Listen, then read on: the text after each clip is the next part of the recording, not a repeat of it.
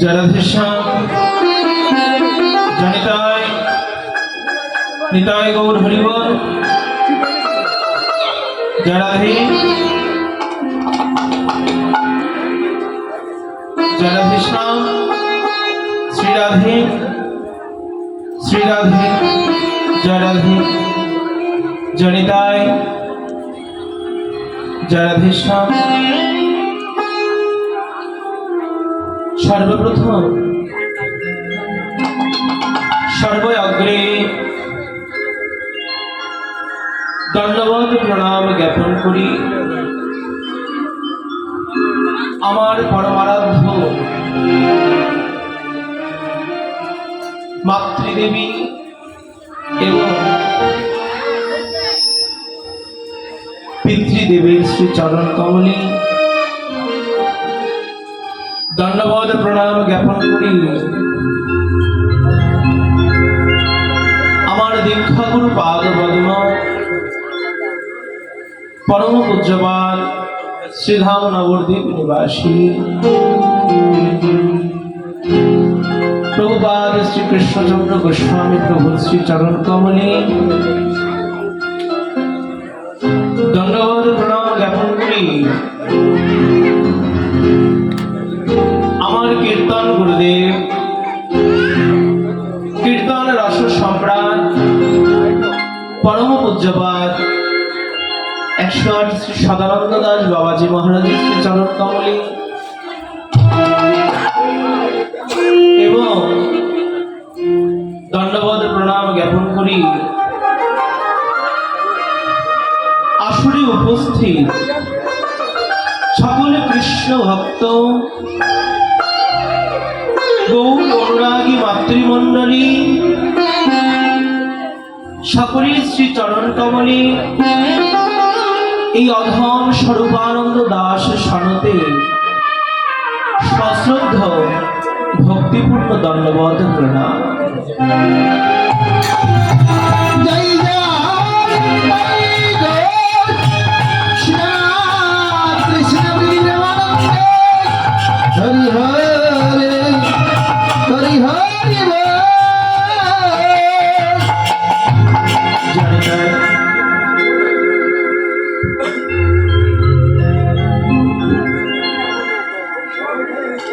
कलिजुग पावनता गौर नित्यानंदे अहैतुक कृपाय আমরা সকলে এখানে উপস্থিত হয়েছি। আমাদের সকলের এখানে উপস্থিত হবার বেশ কিছু কারণ আছে।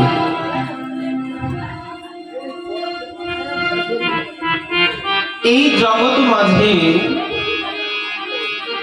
কেউ কখনো কোনো কারণ ব্যতীত কোনো কার্য করে না।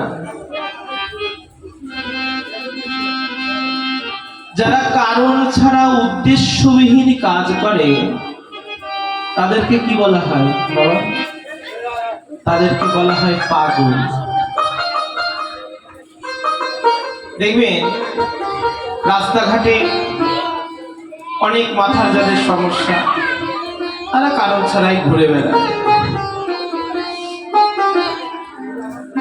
কিন্তু আমাদের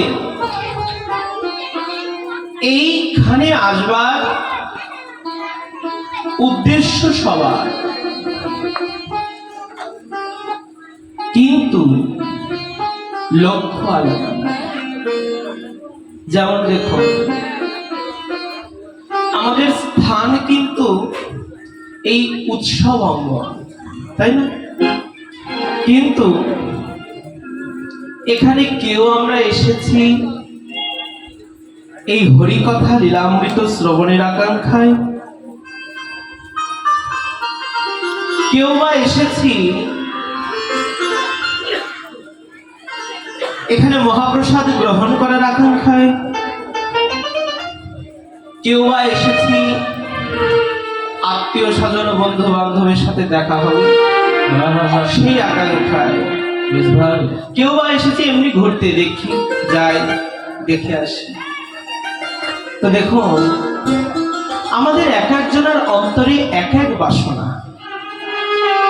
কারো উদ্দেশ্যের সঙ্গে, কারো ইচ্ছার সঙ্গে, কারো লক্ষ্যের সঙ্গে, কারো লক্ষ্যের কোনো মিল নেই। কিন্তু জানেন, আমাদের উদ্দেশ্য আলাদা আলাদা হলেও আমাদের স্থানটা কিন্তু এক। আমাদের স্থানটা কিন্তু এক, উদ্দেশ্য আলাদা কিন্তু জায়গাটা এক। আমরা যে কারণে যেই আসি না কেন, জায়গাটা কিন্তু এক। আর এই স্থানে, এই উৎসব অঙ্গনে আসা মাত্র অবশ্যই তার কারণে এই হরি কথা, এই হরি লীলা অবশ্যই প্রবেশ করবেই করবে, এতে কোনো সন্দেহ নেই। এই জন্য ভাগবতের সর্বপ্রথমে সুখদেব গোস্বামী পাদ পরীক্ষিত মহারাজকে বলছেন, মহারাজ শ্রবণং মঙ্গলম, এই জগতে কি এমন আছে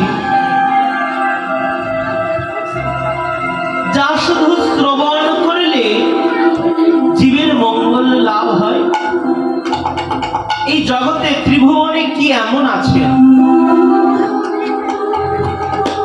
দাদা একটু ইকো বাড়িয়ে দিত।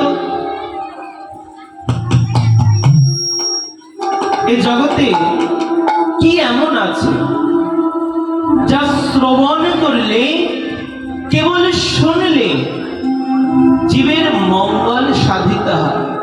হরিবল হরিবল। বলছে না, এই জগতে এমন কিছু নেই যা শুধু শুনলে জীবের মঙ্গল হয়।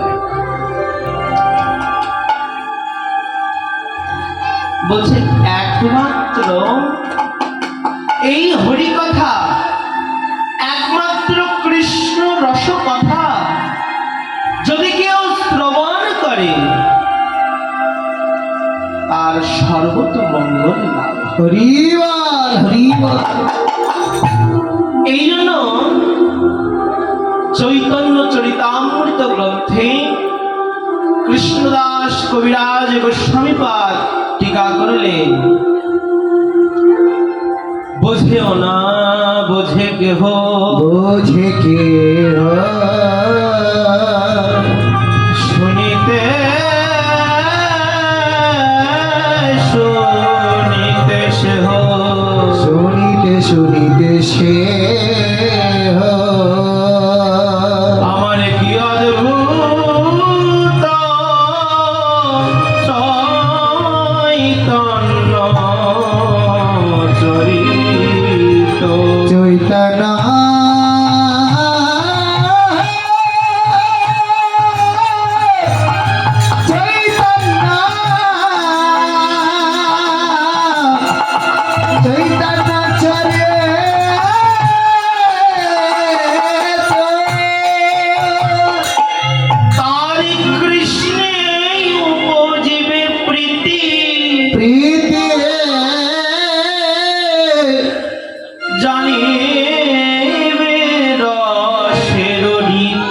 রসের রীতি কেবল শুনিলে হয় বড় অহিত।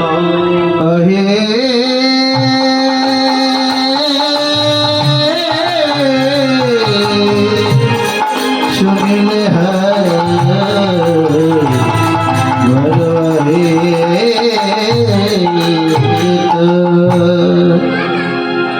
বোঝেও না বোঝে কেহ, শুনিতে শুনিতে সেহ। কেউ বুঝো, কেউ বা না বুঝো, কেউ যদি বসে থেকে শোনে, আহা কি অদ্ভুত চৈতন্য চরিত। আমাদের গৌর সুন্দরের কথা এত অদ্ভুত, যদি কেউ বসে থেকে শ্রবণ করে তাহলে তার কি হয়? বলছে কৃষ্ণে উপজীবে প্রীতি, অনায়াসে গোবিন্দের চরণে প্রেম আসবে। প্রীতি অর্থাৎ প্রেম, জানিবে রসের রীতি, শান্ত দাস্য সখ্য বাৎসল্য মধু, এই পঞ্চরসের যে তত্ত্ব, ভগবানকে ভালোবাসার যে সম্পর্ক অনায়াসে হৃদয়ে স্ফুরিত হবে। শুনিলে হয় মনোহিত।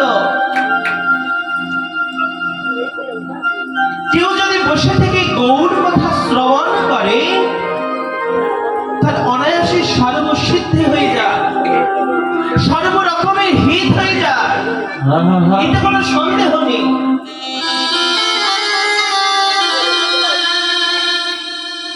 এই জন্য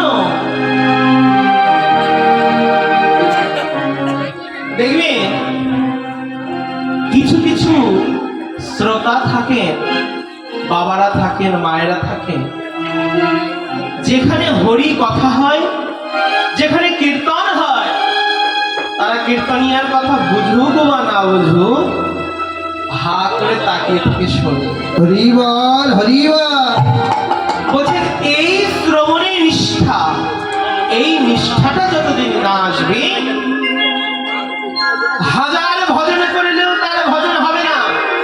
কেন? নববিধা ভক্তির সর্বপ্রথমেই রয়েছে কি? শ্রবণ। আমরা ভক্ত হতে চাই, আমরা কৃষ্ণ ভক্ত, গৌর ভক্ত হতে চাই, কিন্তু পারছি না কেন? কারণ আমাদের হরি কথাই নিষ্ঠা আসেনি, কৃষ্ণ কথায় এখনো নিষ্ঠা আসেনি। যেদিন আমাদের হরি কথায় আমাদের নিষ্ঠা আসবে, সেদিন অনায়াসে গোবিন্দ চরণে প্রাপ্তি হয়। হরি বল, হরি বল। যাই যায়, এতে কোনো সন্দেহ নেই। তাই আমরা সকলে আজ এসেছি গৌর কথা শ্রবণে, রাধা ব্রজমোহনের, রাধা শ্যাম সুন্দরের কথা শ্রবণের আকাঙ্ক্ষায় আমরা সকলে এসেছি। আজকে আমাদের আস্বাদনের বিষয়বস্তু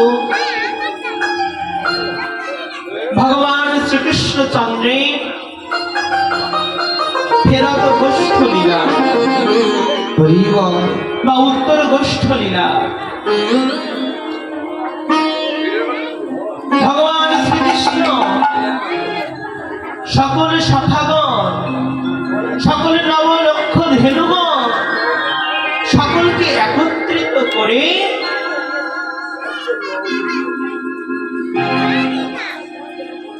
মুরলী ধ্বনি করতে করতে, বেণু ধ্বনি করতে করতে সকালে চলে গেছিলেন গোষ্ঠ লীলা। মধ্যাহ্নে আপনারা সূর্য পূজা লীলা শ্রবণ করলেন। কিছু পূর্বে শ্রীমতী রাধারানী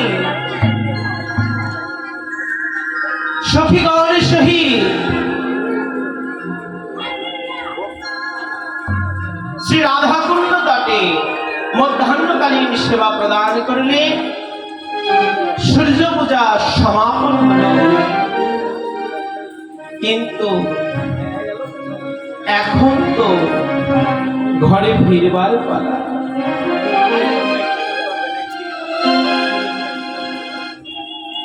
এখন তো ফিরবার পালা।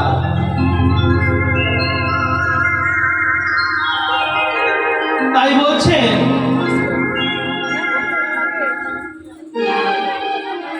ভগবানের অনন্ত লীলার মধ্যে সর্বপ্রধান লীলা 64টি লীলা। 64টি লীলার মধ্যে লীলা দুই ভাগে বিভক্ত। এক হলে নিত্যলীলা, দুই হলেন নৈমিত্তিক লীলা। আজ নিত্যলীলার মধ্যে ফেরতবস্তু আস্বাদন, সকলে নিজ নিজ শ্রীগুরুচরণ মস্তকে ধারণ করে গুরু কৃপাকে হৃদয়ঙ্গম করে আমরা লীলায় প্রবেশ করব। জয় জয়